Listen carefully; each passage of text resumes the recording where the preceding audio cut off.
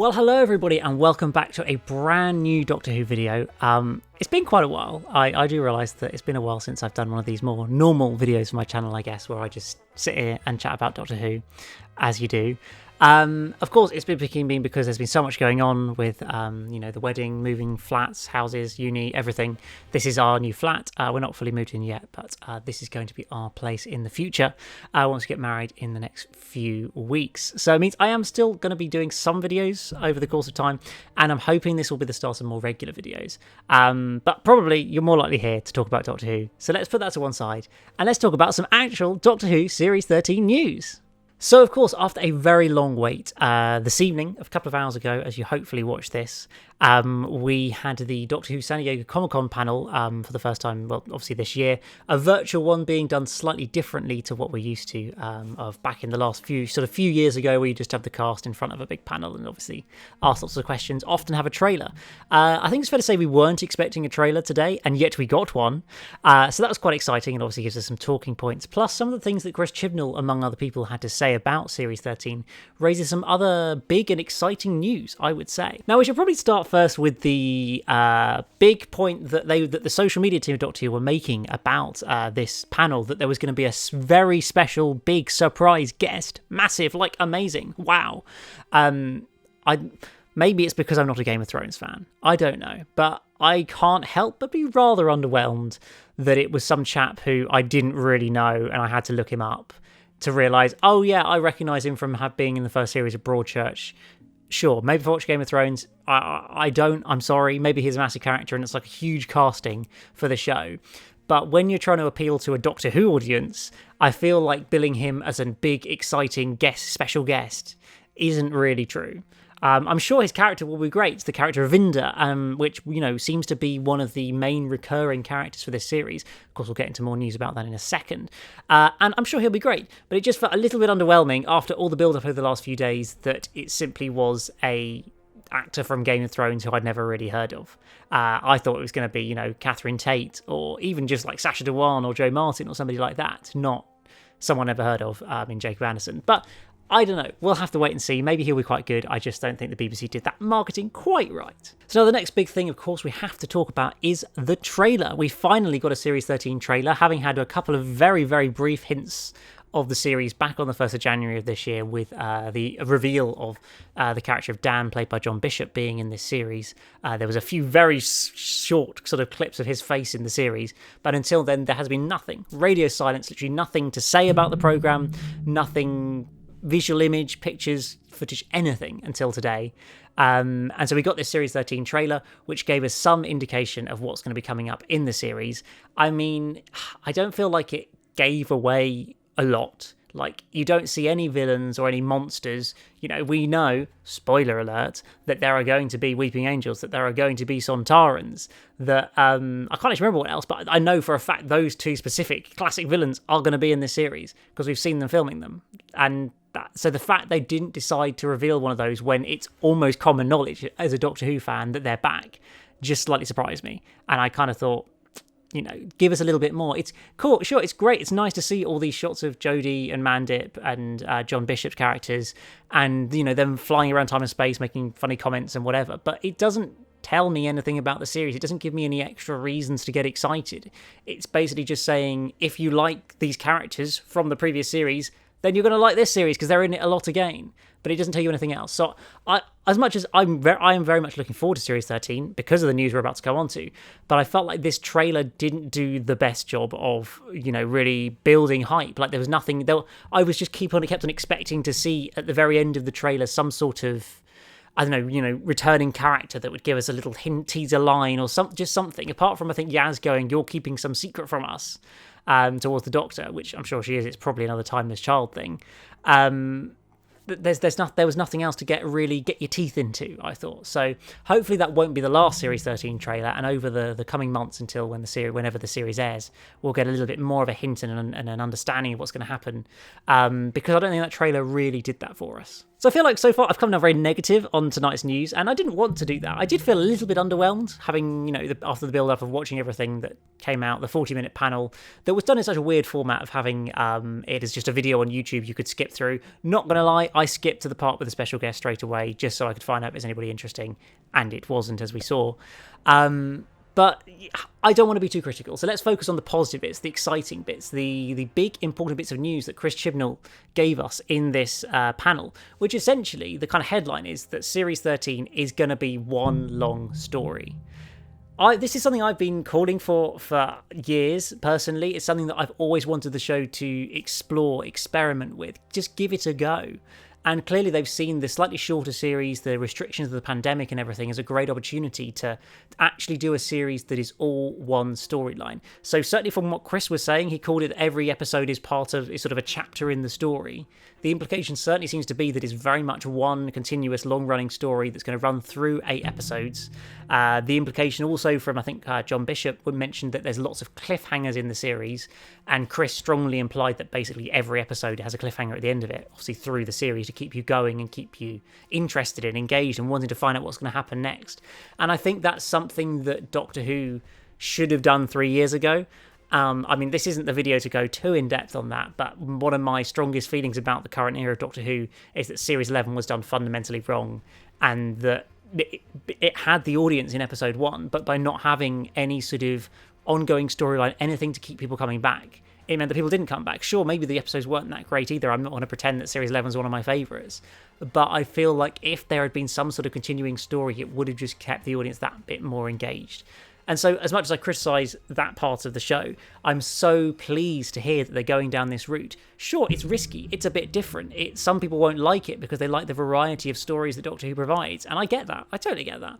I like that too, but I just feel like for a one-off series, a slightly shorter series, it is worth giving it a go. Let's have a try. Let's have a 8-episode story, a 7-hour Doctor Who movie almost. That's what I want from the show, and I think that the show could really thrive on that sort of format. I mean, it poses a lot of questions based on what we've seen in filming. How are Sontarans and Weeping Angels and whatever going to tie into a one long-running storyline? I mean, I feel like each individual story is going to still have each individual episode, is still going to have some sort of individual story to it. It's not going to just be every episode is part of the same overall story. I feel like there will be little stories within the sort of wider story. For classic Who fans, I think it poses the question of whether it's going to be more like The Key to Time, where it was very much, there were 6 stories in the season tied together by a quest to find a part of the Key to Time in each one. They were basically just 6 Doctor Who stories with, there's 5 minutes where we've got to find the Key to Time piece, and that was it. Will they go down that route of almost like a sort of quest through a series where there isn't too much that sort of ties each episode together, just one little thing? Or will it be, I guess, maybe more Trial of a Time Lord, where everything very much does follow along? Obviously, that's all about having stories showing examples of the Doctor's behaviour, basically, and having that trial that obviously runs through every single of the 14 episodes there. Maybe it'll be more like that. I would prefer that approach, personally. I think I want something that's very tightly sort of self-contained and knit together, and something that just fits in with television of 2021. I don't know if I've talked about this on a previous video. I can't really remember. I probably have.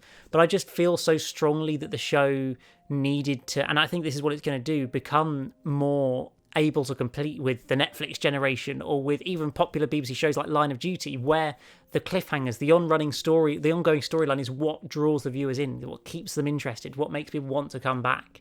And that's something that the Doctor Who has really been lacking, I think, in the recent years. Of course, there's been great stories, there's been great two-parters, there has been good story arc things to keep you interested, like in the previous series. But it felt like with Series 12, for example, sure, there was the Timeless Child arc. That was great. I personally really enjoyed it. I know it's controversial. Yes, you'll have your own opinion on it, but I thought it was great. But the problem with that was it felt that every episode that didn't sort of have much to do with it was complete filler. You went from Spyfall being this big epic opener with the shocks at the end of it to Orphan 55, which has no relevance. Nikola Tesla's Night of Terror, that has no relevance. Then Fugitive of the Jadoon is a massive story for the series arc. And suddenly we go into 2 that have no relevance whatsoever. It felt so disjointed in that way, I think, by not having the arc run all the way through. So hopefully Series 13 will solve that problem by having a story that just keeps on running, keeps on going for 8 episodes.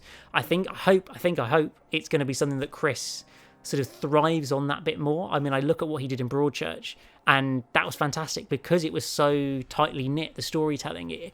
Everything, there were plot points that happened in episode 2 that suddenly were picked up in episode 7.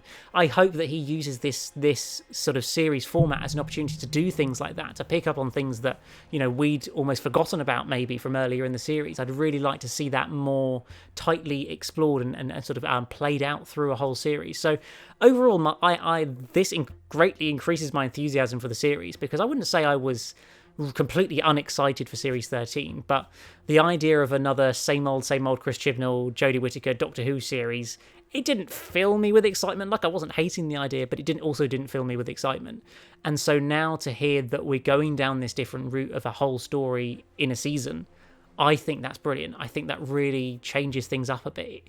Because Doctor Who has thrived on changes of format. You look at what Stephen Moffat did back in his period of Doctor Who. Basically, every series had a different format.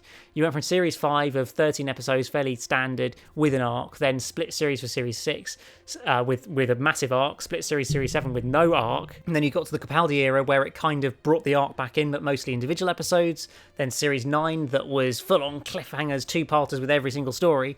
And then Series 10 reined it back in again a little bit, and I love that kind of changing pace. It always gives you something new and a bit different, and so I'm so pleased that Chris is going down that route. I think it's going to be brilliant for the show, and hopefully make Series 13 that much more exciting and higher stakes as well. I do feel like it could be a good opportunity to kind of build up to Jodie's potential exit, if this is going to be her final series of Doctor Who, because having that big story that will become quite, you know, naturally a storyline that runs through episodes is going to become quite big by the end of it. It's going to be end of the universe vibes, because I know that's what Doctor Who does anyway, but it's going to build to that point. And so I feel like it could build us to the point of a storyline where it gives the opportunity for Jodie to leave on a real high at a real dramatic conclusion. I think that's what it needs to really, really work.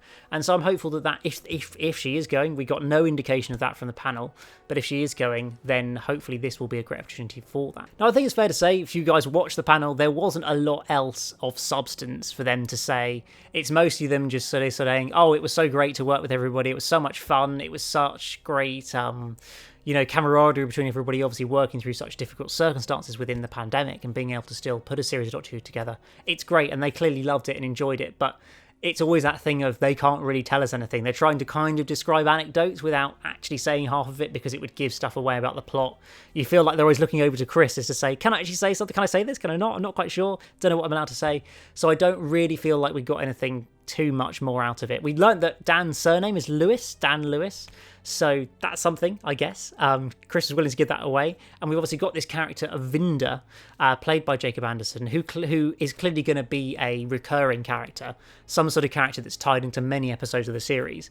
I don't know quite how that's going to happen. Maybe he'll become a sort of sidekick companion, or he'll be based on some space station or something that they keep coming back to. I don't know. It's fascinating to kind of theorize about what the main storyline's going to be, because it's clearly all going to tie in together, but where's it kind of going to start from? I think they sort of talked about how we're going to pick up almost mid-adventure with Dan, and introduce him into Doctor Who, and I'm interested to see how that plays out. But I feel like we really don't have much indication of what the fundamental plot is going to be. The only real thing we did get was the little one-word thingies at the end, where they kind of all a bit pointless, nothing, mystery, and, you know, like Peter Capaldi used to say, it's going to be cosmic and whatever. Chris Chibnall just chose to use the word swarm to describe the series, which clearly is specific and will have some relevance at some point in Series 13. Whether it's a swarm of, I don't know, Sontarans, or a swarm of Cybermen, or a swarm of something completely different, or those creatures we saw in, what looked like robotic creatures we saw in the trailer in brief shots, maybe that's some sort of swarm, I don't know. But I guess that's going to have some sort of relevance because Chris has said it. But it doesn't really give us anything to go work with, does it? Let's be honest. So yeah, overall, I feel pretty excited, I'd say, for Series 13, based on what we've heard tonight. Clearly, the special guest didn't do it for me particularly, and the format not so much, but the fact that we have had a trailer, even if it's not the most exciting thing in the world, it's still a trailer, it's footage, and we've got this big announcement about a series-long story arc, which is one of the things I wanted Doctor Who to do for years. Makes me really, really excited about the prospects for Series 13. We haven't got any more indication of when the series is going to be airing so far. If I had to put my money on it, I'd guess maybe October, something like that, because we believe it's going to be 8 episodes long, or maybe 7 episodes. Not 100% sure on that, whether it's 7 episodes then a special, or whether it's 8 episodes. We'll find out at some point. And I guess the intriguing thing is, given the decision to go for cliffhangers and, you know, a whole continuous story, will they choose to run it in, say it's 7 episodes in 7 consecutive nights? Or will they just choose to stick to Sunday nights and seven weeks? I personally would prefer that, but I just wonder if, you know, they look back to Torchwood Children of Earth from years ago when they did that all in 5 episodes in 5 days. Would Doctor Who go down that route? Somehow I think probably not, but it's just an interesting possibility as well. So guys, I think that pretty much rounds up all the new news we've got from today. Of course, there's been a couple of promo photos as well, but they don't really give anything away, so I won't really comment on them too much. They just show us the main cast, essentially, and that's fine. You know, they gave us enough other information to make that absolutely fine. But guys, I would love to hear from you. I know it's been a while since I've done a video, but I would love to hear from you, your thoughts on what we've heard tonight about Series 13. What do you think the story might be for the series, the whole long story arc? Do you like that idea? Do you think that it takes away from the opportunity of the show of having such different stories each week? I just love to hear your thoughts and your comments down below. But apart from that, guys, I promise I will be back again soon. I'll be very, very soon having an update on what's going on with Megan Reacts, because I know many people have been asking about that. And, well, spoiler alert, it's not over. That is all I will say, but you will find out more about that very, very soon. But apart from that, guys, as always, please do hit that like button, that subscribe button if you are new here, and I will see you again very soon for a brand new video. See you then. Bye-bye.